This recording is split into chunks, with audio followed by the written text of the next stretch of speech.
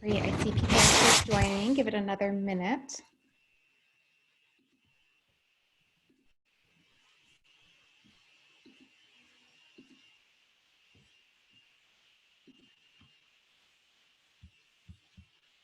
Okay. Welcome, everybody. Thank you all for taking time out of your busy days to join us for a great discussion about all the ways we can build community during this time of crisis. This topic could not be timelier or more appropriate, given that ComNet's tagline is, "You don't have to do it alone. We connect, gather, and inform leaders working in communications for good." I am Bita Jahedi, and I'm a steering committee member of ComNet New York. I'm also the chief of staff of the Tau Foundation. If you don't mind taking a moment to introduce yourself in the chat box would be great, so we can see who's joining us.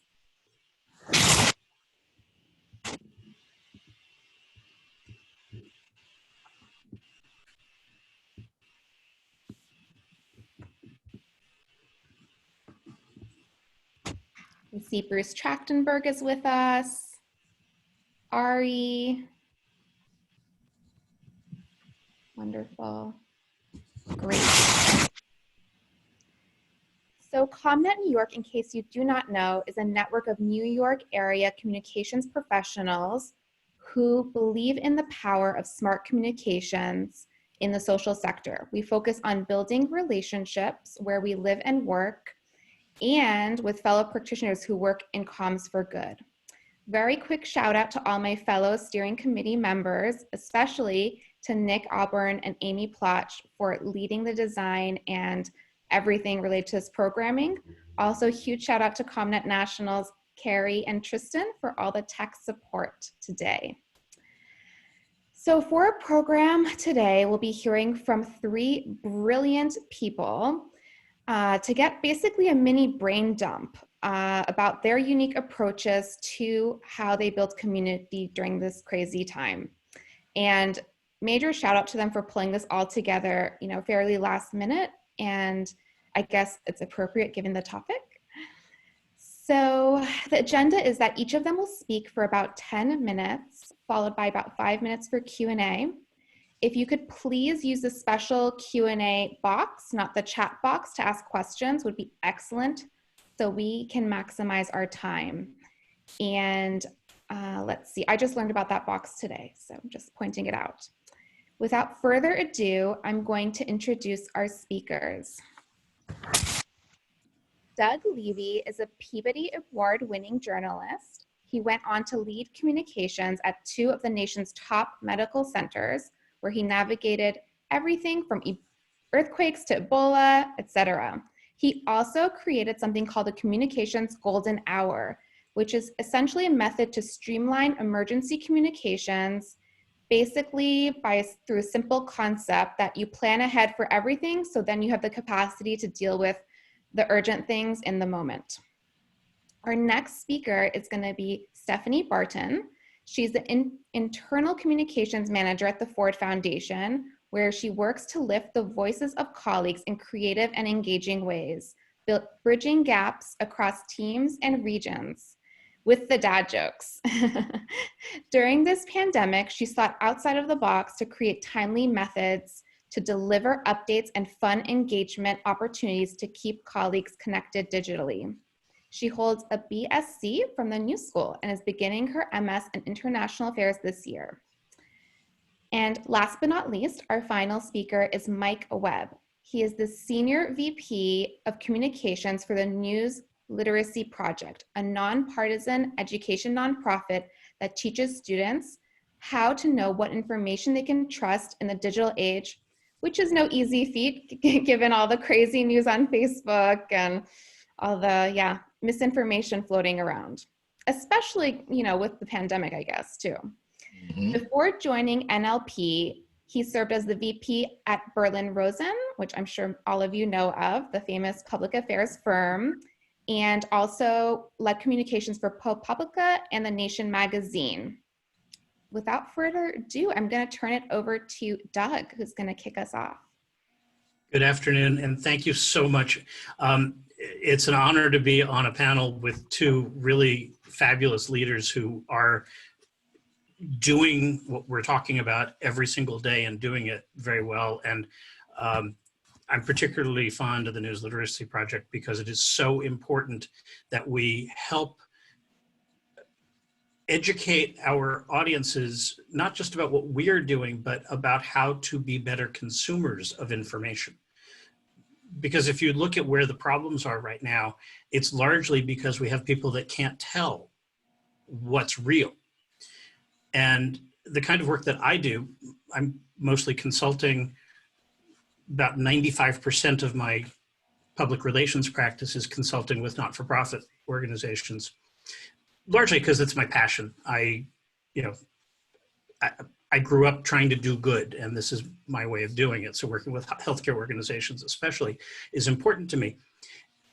Nobody's communications plan had, well, hospital communications plans may have had a pandemic page. They probably did. They should have. Very few other organizations would have had pandemic in their scenario planning. It doesn't mean you're not prepared. Now, depending on where you are, you're into week 5, week 6, week 12 of this. So by now, hopefully things have hit a bit of a rhythm. But one of the things that I've seen many people struggle with is not knowing where to start.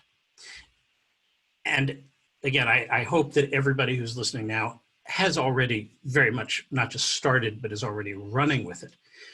But as you do that, don't forget whatever work you did before this crisis began. Most of the time when organizations get themselves into trouble is when they forget their fundamental skills and their basic plans. If you go back to the Boston Marathon bombing, the medical centers there did a terrific job, and the Boston Police Department, absolutely outstanding communications in an unexpected, unprecedented emergency. However, even in the best situations, things go wrong. One of the things that they figured out was that when there were problems, it was when somebody deviated from the pre-plan for mass casualty incidents. It was a bigger mass casualty incident than anticipated, but they still had the basics of a plan. So that's thing number one. The other thing that is making this situation a bit more complicated, and this is especially true for anybody who's communicating beyond the New York area, people are affected differently. So when you're talking to your internal audiences, it's one thing. When you're talking to colleagues who are on the other coast or in the middle of the country, it may be something different. And even within New York City, you've got some people who are very personally affected and others who aren't. So you need to make sure that you're very aware of what your audience is feeling and what the audience knows before you craft your messages. Humor, for example, is something that you probably don't want to use for the most part during any kind of a crisis, especially when people are dying.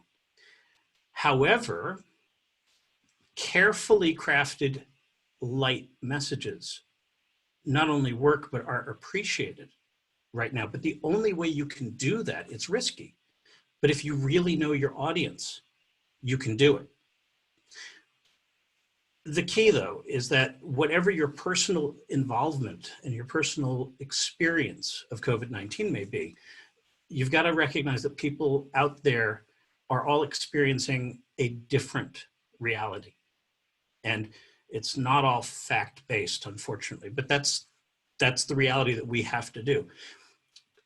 Stay true to your organization's mission. Before you go out with any kind of a communications program, make sure that it advances your organization's purpose. It's very easy, especially early in a crisis, for people to pivot and do something completely different. Sometimes that's okay and makes sense, but you don't want to get yourself in a position where people who have donated money to you or volunteered before or have supported your organization are wondering, why are you doing that? Why did I give money for this activity and now you're using it for something else? I know that matters, but it's not what I had in mind. I've seen some very effective communications by organizations that have found themselves in that situation, but instead of pivoting themselves, they've sent messages out saying things like, hey, we hope you're okay. We're on hold for now.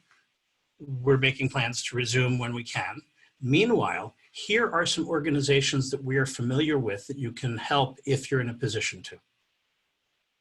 Which I think that's a perfect way to do it.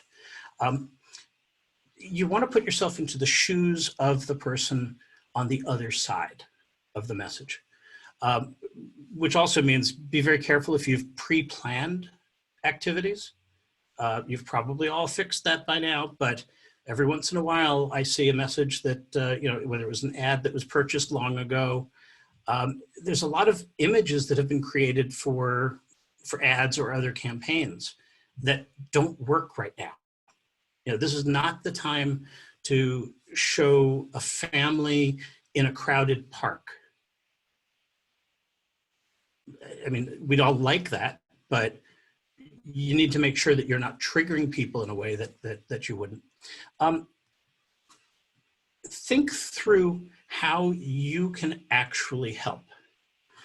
Many nonprofit organizations are operational and have a frontline role or can assist the frontline, which is fantastic. Focus on that. If your organization's not involved, think about how you can be supportive and encouraging to the people who are. And it could be as simple as just making a phone call to your colleague at another organization saying, hey, do you need some help? In the law enforcement community, I've actually been really impressed. This is just sort of baked into the way most of the people work. If there's a bad situation in one county, the folks from the next county over sometimes will just show up with a stack of pizzas. And, obviously this is a different situation, but, what can you do that may be able to advance the other side? Those of you who are in large organizations, focus internally first. You need to make sure your own people are well cared for and well informed on what leadership is doing, what their future is with the organization. If things are on hold for a long time, some projects may not be able to resume. People are going to start getting worried about that, and you don't want any of your staff to feel like they're left out. And then in terms of communicating to the masses, I think we've probably all been inundated with emails because that's the main way people are communicating now. It was already before, but now it's escalated. Make sure that you're limiting your communications to things that are actually of value. So brevity is more important than ever before. Try to keep messages to a single purpose, unless it's a regularly scheduled newsletter. That's a little bit different, but don't create a new daily update newsletter. This is not the time for that. You also don't want to combine multiple topics in one message, because if people open the email at all, they may not read past the first sentence or two. So if you want people to do something, focus on that one thing. And, weekly is a lot right now. People have a lot of other things on their mind. So make sure that what you are doing really does add value, and be careful about how you ask people for help. There's a lot of folks who very much want to contribute in meaningful ways to all kinds of charities or whatever, but this is probably not the right time to ask straight out for donations. But it's a great time to let your supporters, the folks who've already contributed, it's a great time to let them know how you are making a difference. Basically, reassure them that their money that they've already given has been put to good use. And I believe most of you who have done that have already found that does attract more money. And many of you have had to cancel events. A lot of organizations have canceled events and found that people have not wanted their money back. You give them reasons to be supporters. Also, there are ways to increase communication as well. You know, make your executives available for a live Q&A with people if that's helpful. You know, things that you want to, you really want to, you want to make sure that people feel within your family, within your organization. This is a time for relationship building. And at the end of this, that's when the benefits will come up.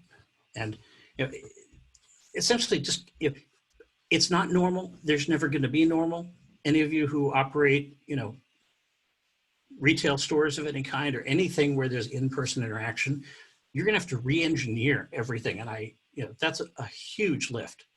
But if you think about how your supporters think of you and why they are involved, why they are supporters, if you keep reminding them of the value and you communicate in a way that is respectful and mindful of the other, you know, the recipient's attitude and emotions, then you're going to come out of this okay. And we will get through this. We just don't completely know what the other side looks like. So this is our chance to kind of guide people in the right direction. And I look forward to hearing questions, hopefully answering them. And I'm eager to hear the other panelists as well, because I think we're gonna all be learning a lot today. Thank you so much for that, Doug. And I appreciate the note on brevity. I know Sean Gibbons, head of ComNet National, sent that message out a lot, and it seems to be difficult to do. As we know, writing concise things is way harder than writing long things. I'm going to ask a question to get the ball rolling. How can smaller organizations with limited resources prepare for a crisis? So the basics of crisis communication that I teach is focus on the fundamentals. So instead of having a thick binder with a plan for everything, identify the steps that are going to have to happen no matter what the actual emergency is. You know that somebody's going to have to make decisions. You know that you might have to have legal or other people involved who aren't normally involved in communications. Somebody needs to know how to access your social media accounts. Those logistical things should all be figured out ahead of time.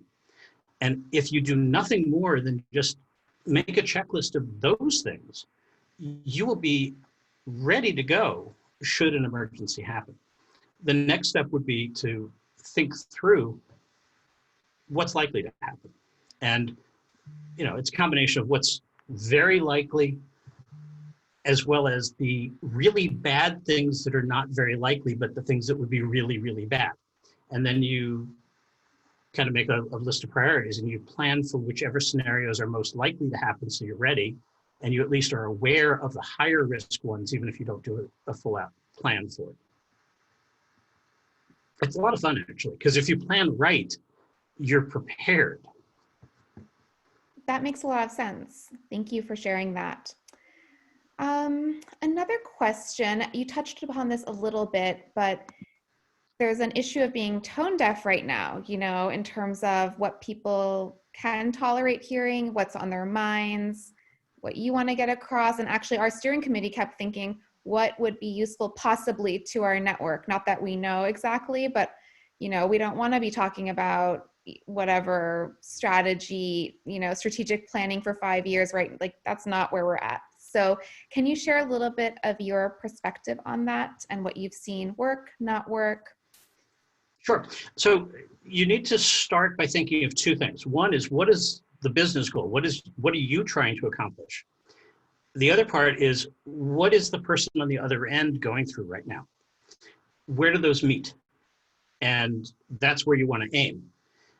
Recognizing that, as you said, this is not the 5-year time. It's really unrealistic to be communicating much about anything past June or July in many instances.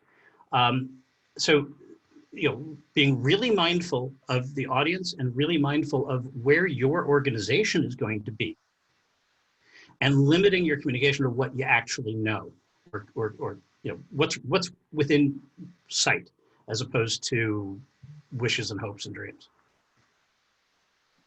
Thank you so much, Doug. Alrighty, we're going to move on to our next speaker, who is Stephanie. Hello. And I know you have some slides, so I think they're going to magically appear. There they are. Yes. Hi, everyone. I am Stephanie Barton. I'm the Internal Communications Manager at the Ford Foundation. And so my portion of the presentation will really be focused on how to connect with staff and colleagues. At the foundation, we have around 500 colleagues in 11 different offices. So it's been an interesting challenge to kind of keep the beat going and keep everybody communicated at the right level without overwhelming them. So you can go to the next slide, please. Oh, and before I start, I'm also very grateful to be here and be sharing with you. And please do not hesitate to reach out to me if you have questions or want to know more about kind of what's worked for us. So one of the first things, and this is something that I've always really said from the internal communications perspective, is the importance of emotional intelligence and having that knowledge of who you're working with, who your colleagues are. It goes back to Doug's comment about knowing your audience. And in this case, really, in terms of internal comms and your colleague base, we really are all in this together. Several of our offices at different levels closed. One of them is reopening, but really and truly, we're kind of all going through the unease, the confusion, and fear. So when this first started, one of the things that, obviously through the paces, you're sharing information about the office closing, practices, expectations, things like that. But what I really noticed is that there was an appetite for material, even me personally, for things that aren't COVID related. Obviously, we want to know what's out there, but it goes back against what Doug said about balance. You want to be able to deliver accurate, critical information, but you also want to have something that connects colleagues and builds community outside of COVID. And because we kind of all overnight were removed from our workplaces and our colleagues, that's now more important than ever. So with this in mind, at the Ford Foundation, I created 2 sections that are linked directly to our homepage that link to COVID-related material. So we have a news feed where we have our president's updates and information like that. And then we also have a work from home hub, which is links to information about working from home, caring for children during this time, having different engagement opportunities, so polls and photo sharing, things like that, so that there's instantly 2 places for staff to go that are easy to get to and are providing information on both levels of what they need. Next slide. Yeah, great, thank you. So another thing that I found has been really helpful is obviously adapt to thinking outside of the box, because this truly is, and this is a word that I feel like all of us are kind of getting tired of hearing, but it's unprecedented. It's not really anything that we've ever experienced before. Our approach is always evolving. So at first it was kind of accepting and realizing that there really is no perfect guidebook to how to deal with this, and constantly re-examining and seeing what works and what our staff are responding to and evolving our approach. Because essentially, and I'm terrible with cliches and I'm so sorry about that, but the show must go on, right? I mean, at a certain point, you're kind of adjusting and you're getting used to another term I hate, which is new normal, but you're getting used to that. And so one of the strange things that I kind of came to terms with was that there were things that we had planned, events internally, meetings, convenings, things like that, that at first kind of felt like it might not actually happen. And then the more that we realized that this was kind of going at its own pace and we were evolving our approach, the more we kind of started looking at things with a different lens. So an example of that would be, we have every couple of months, we have a trivia night where we do like a pub night with staff and we drink wine and do trivia on teams. And we've actually adapted that to a weekly trivia where we have a 10-minute low lift session where staff can compete with each other and connect that way. We also used to have, for our New York staff, an email that went out that just kind of shared philanthropic events or things happening in our building, and we adapted that to staying at home events that you could partake in with other colleagues. And we've also kind of adapted to seeing what works in terms of using Google Hangouts and Zoom. So we have our quarterly town halls that we've now adapted to doing monthly so that we can deliver and help really hone in on that sense of transparency and strong communication so that everyone feels connected and up to date on kind of what our approach is in the foundation. Next slide, please. So another one that I found that's been really helpful in terms of my personal tactics and organizing is obviously, like I said, the show must go on. There are things that I think are really important to maintain regularly in terms of our planned communications, but also there's an additional demand on internal communicators to connect and share and engage colleagues. And so I found that really relying on an internal editorial calendar has helped kind of keep us on the right beat. And another thing that I've been very privileged and lucky to benefit from is that we have staff members on the foundation who, now that they're working from home, aren't as busy as they would be in person in the building. And so I've been really leaning on those staff members to help compile information or help organize and track things so that we're able to, obviously for archive purposes, have this information ready to go and not have to do like a backtrack of how we're sharing. But also kind of create more user-driven content. So like low lift material. I'll give some examples of that at the end of kind of some of the things that we've been doing, but really relying on and adapting team member roles or colleagues who want to participate and really banking on that user-driven content. One thing that we found that is really helpful is those low lift, high return things. So we do a 20 question, very, very simple staff spotlight, and our engagement levels have gone up considerably. We do recipe sharing, photo sharing. We share playlists and books and TV shows that we're binging for staff every week. So it's really simple to just reach out to people and have them share. And that has really risen our communication levels on our intranet and also kept people feeling engaged and connected in ways they might not have felt before. And then next slide, please. And this one is something that I will take with me wherever I go, no matter what, even if there's an emergency or not, is really working to clarify, simplify, focus. And I know Doug already talked about that once, but it's so important to really make sure that you're carefully, especially right now with the level of digital noise that we are getting hit with, you really want to make sure that we're carefully and concisely delivering information that is important. So one thing that we've really been utilizing to our advantage is having a steady communication that goes out every week from our president. And in that is like very concise, summarized material about changes in policies or what our program team is doing or things happening around the office or when our next town hall is. And having that as kind of our main summary source really drives employees to get that concise material without really having to skim or comb through a lot of information. And also on that front, paying close attention to the details. So if there is material that colleagues want to share, really asking who the audience should be and sharing it accordingly. In whatever channel works for those audience members. So like I said, Darren's update was a great example of that. And then we also have a really brief weekly news summary that we send out for things, updates on program staff that are written on in terms of articles and op-eds and things like that.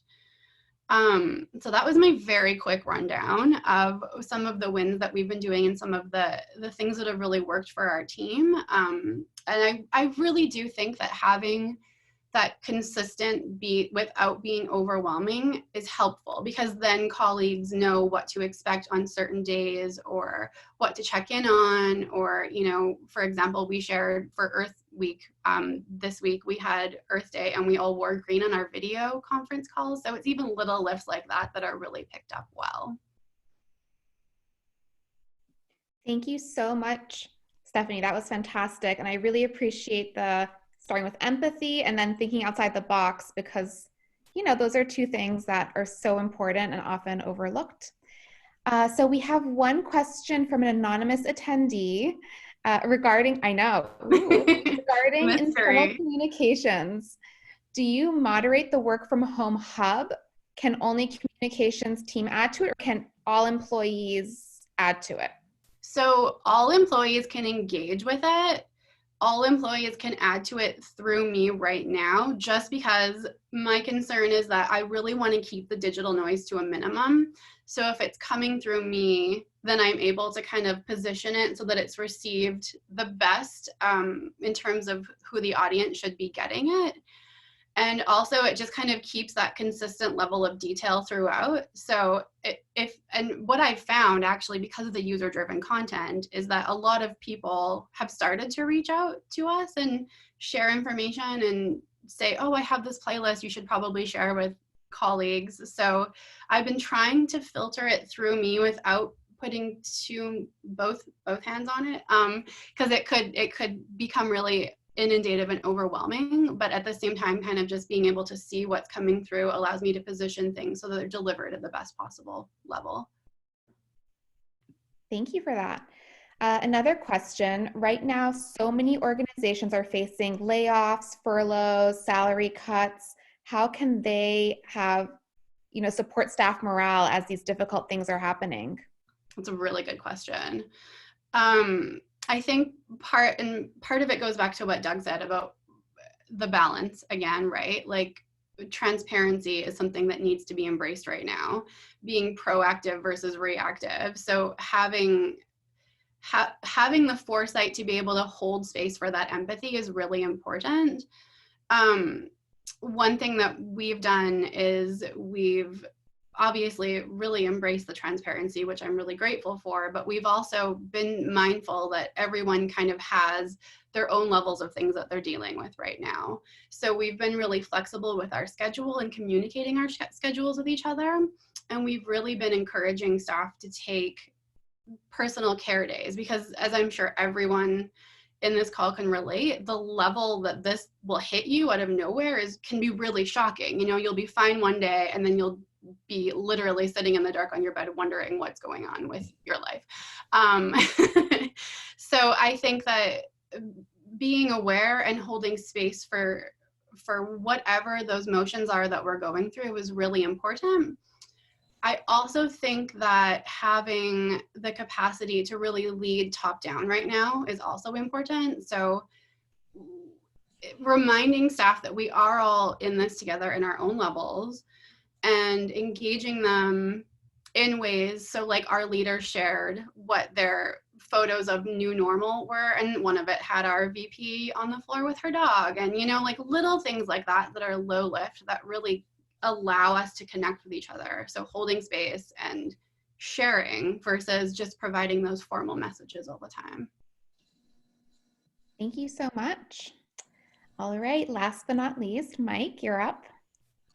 All right, well, hello everybody, and I really would like to thank ComNet New York for inviting me here and to be part of this. I'm going to sort of split my conversation here to things that we did organizationally from a strategic communications aspect to what we've done to adjust to working from home now. But I'm going to start with a personal story because when all of this started at the very beginning of March, I was in Portugal. I had long planned a trip and decided that I was just going to go do it no matter what. And I got a text on Thursday, right before I came home, I got a text from my boss saying, hey, we're going to change everything we're doing and focus on COVID right now. I need you to be part of a call, which was always fun to have your vacation interrupted to work, but that's, that's the situation we were in. So I got back Monday, and then we started to lay out our plans for what we were going to do. And so one of the things that we offer is a platform, an online learning platform that we call Technology. And it basically has 13 different lessons that helps teachers teach news literacy to kids to help them understand fact from fiction in the news and in their social feeds. So we decided to make that free. for any educator or parent who was in the U.S. and was impacted by the school closures, by making this free, we felt this would really be a great public service because misinformation obviously is running rampant around COVID. And so this was a really great opportunity to help them understand how to recognize that misinformation. So in addition to that, we also began to create a COVID page on our website. So it had links to all of the misinformation that had been debunked to sites like BuzzFeed that had really debunked a lot of the misleading stories. It had links to the WHO and CDC so that people could understand, the truth or really get accurate information. And then we also have quizzes about social media and how misinformation gets in there, and then another quiz about the disease itself or the virus itself. Then we also decided to start doing more webinars because it felt like we do these things called news lit camps where we bring educators together for PD opportunities, professional development opportunities. And since we couldn't do that, we thought by doing these webinars, we could help teachers understand how our materials work and how they would be better able to teach news literacy. So we've got a series of webinars coming up, one with a partner as well as some that we're doing on our own, and you can check our site out if you're interested in that.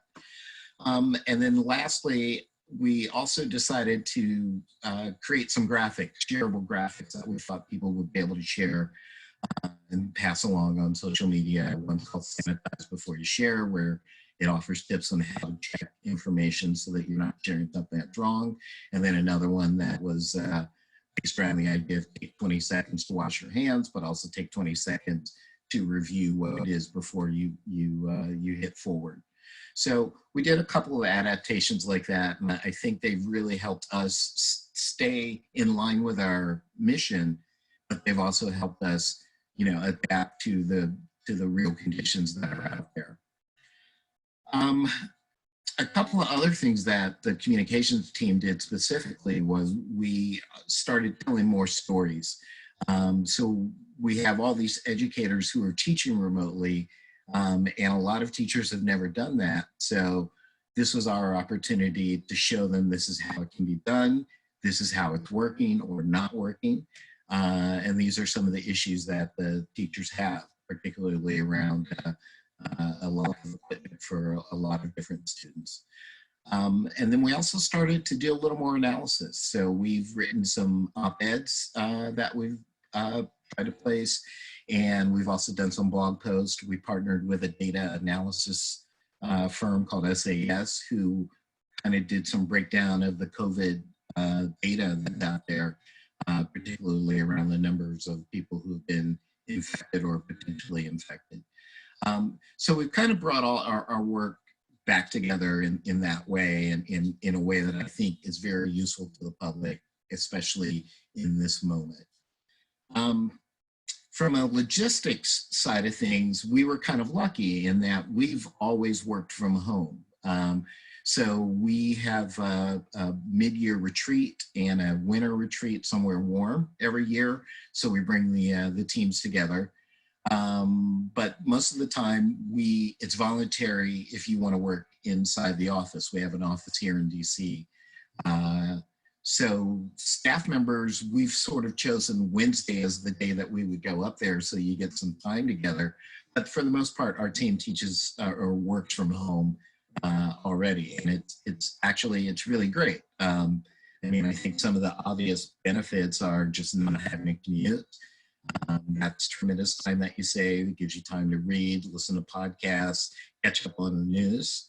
It saves money, and not having to spend on lunch, since you can make something from home. And it's something we've all kind of really enjoyed, and it's worked out really well for us. On the downside, I do think that it's a little harder to build that camaraderie if you're not getting together. Like you miss those moments where a coworker is thinking about, hey, we want to do this, but we're not sure, or how can we and then everybody can sort of weigh in and think about how it might work best, or you just never know where a good idea is going to come from. So we do kind of lose that. However, we have like Stephanie, we have a very active Slack channel, and Slack has really been our chief tool for communicating amongst ourselves. We also have a watching and listening channel, so people can make recommendations on various TV shows or podcasts or anything, that they're doing it from a cultural standpoint. We also have a pet channel where people can share, what's happening there. So we try to keep it fun. It's not all work, but Slack is really great.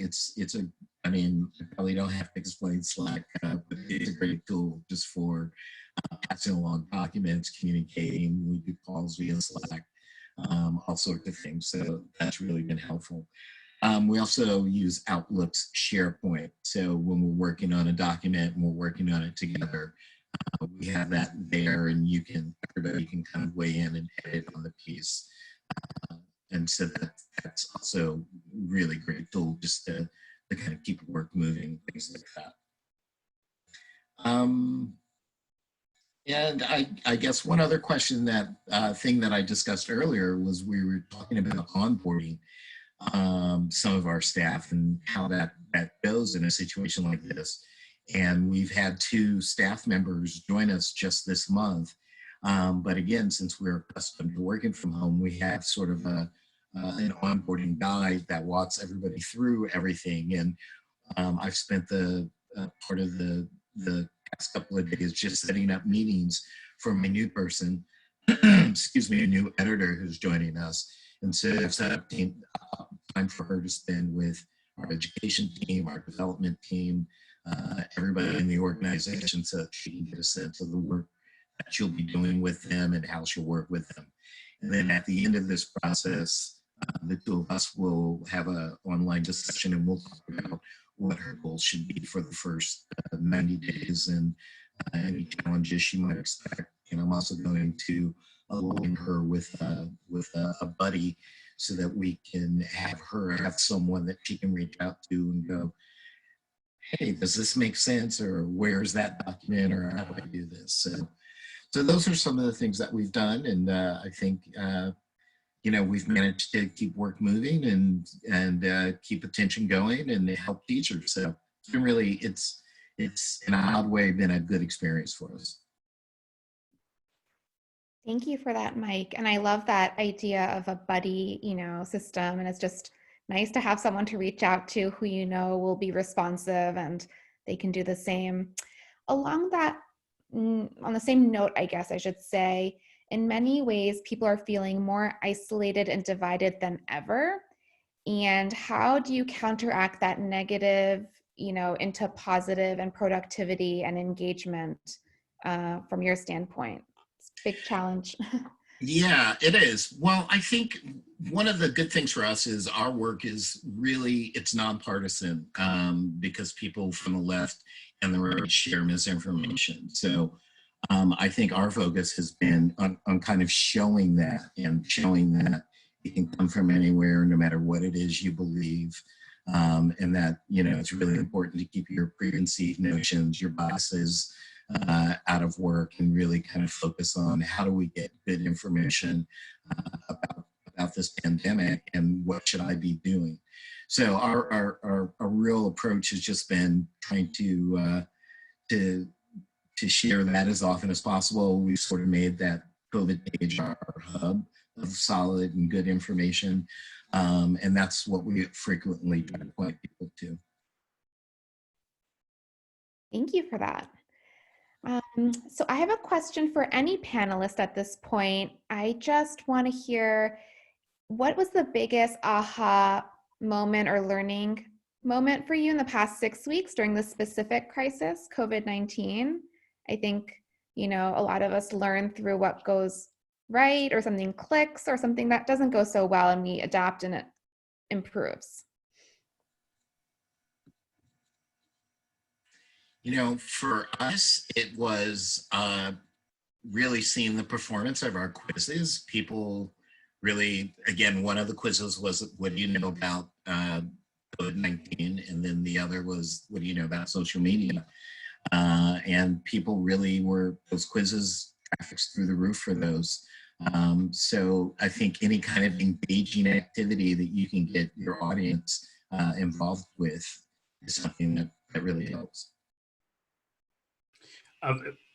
My aha is kind of the inverse of that, because this has been a real awakening of my consciousness of how different people are. Some of the people that I've been trying to help others communicate with do not get onto their computer and check email ever or every day, or just getting them to hold their phone the right way for a video conference call requires an additional set of instructions that most of us probably don't think about, but it's the reality now. So we've got to really think through that and adapt. We have to. We can't just expect the other people to adapt our ways. I think for us, or for me personally, it's that I kind of took a chance with the work from home hub, and in terms of like having a landing spot for people to go to connect and share and engage. I didn't know if it was going to be something that would actually have the uptake that it's had, but over the last year and 4 months, it's I think it's the second most visited page. So there's appetite, the information that we're sharing is digestible, and people are very, very interested in being engaged with each other. Wonderful. Thank you guys all for sharing. So I think we're ending a little early, which is great. People are busy and we can all have that 15 minutes or 10 minutes back. I want to thank our panelists again for, all the knowledge you've shared with us, different strategies and tools, what's worked for you. And it's varying and I think can apply to a different range of people. Thank you to everyone who's listening in. Thank you to ComNet New York Steering Committee and ComNet National. I think that's it. Bye. All right. Bye.